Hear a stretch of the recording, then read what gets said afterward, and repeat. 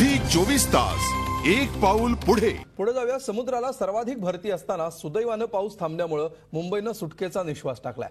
भरतीच्या वेळी पावसाचं थैमान सुरू असतं तर सकाळपासून तुंबलेल्या मुंबईची अवस्था आणखी बिकट होण्याची भीती होती। मात्र ज्यावेळी हायटाईड आल्या त्याच वेळी पावसाचा जोर ओसरलेला होता आणि त्याच्यामुळे मुंबईमध्ये जी एक अत्यंत भयावह परिस्थिती निर्माण होऊ शकली असती ती टळलेली आहे। 26 जुलैला जे झालेलं होतं तेच यावेळी होऊ शकलं असतं, कारण त्यावेळी सुद्धा समुद्राला भरती आलेली होती आणि त्याचबरोबर पाऊस सुद्धा जोरदार बरसत होता।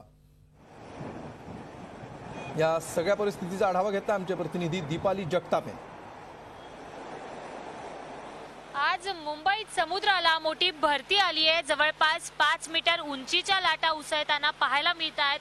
मुंबईत आज सकाळपासूनच मुसळधार पाऊस होता आणि आता मुंबईतल्या समुद्राला मोठी भरती आलेली पाहायला मिळते। मी आता आहे दादर चौपाटीवर, जिथे तुम्ही बघू शकता की कशा पद्धतीने समुद्राच्या लाटा उसळत आहेत आणि समुद्र जो आहे तो खवळलेला आहे।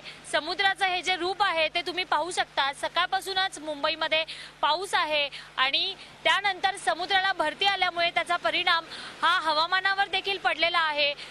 मुंबईत पावसाची संततधार अशीच सुरू आहे। हेच दृश्य पाहण्यासाठी, हेच दृश्य आपल्या डोळ्यात टिपण्यासाठी मुंबईकरांनी दादर चौपाटीवर गर्दी केली आहे। आपण काही मुंबईकरांशी बोलणार आहोत। मला सांगा, मुंबईत पाऊस आहे, तुम्ही दादर चौपाटीवर आलाय का?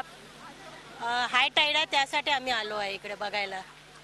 कशी मजा घेताय पावसाची? लईच मजा येते बघायची, एकदम सुंदर मजा आहे। आपण बघतोय की हायटाईडच्या निमित्ताने आणि पावसाच्या निमित्ताने मुंबईकरही पावसाची मजा घेताना दिसताय। मात्र दुसऱ्या बाजूला समुद्र किनाऱ्यांवर सुरक्षा व्यवस्था देखील ठेवण्यात आलेली आहे। पोलीस दल जे आहे ते इथे तैनात करण्यात आलंय। तसंच मुंबई महानगरपालिकेचे जीवरक्षक देखील समुद्र किनाऱ्यावर तैनात करण्यात आलेले आहेत। त्यामुळे जशी सुरक्षा यंत्रणा ठिकठिकाणी दिसून येते त्याचप्रमाणे मुंबईकरांनी देखील या सुरक्षा यंत्रणेला सहकार्य करणं तितकंच गरजेचं आहे। व्हिडिओ जर्नलिस्ट श्रीनिवास सह दीपाली जगताप, झी मीडिया, मुंबई।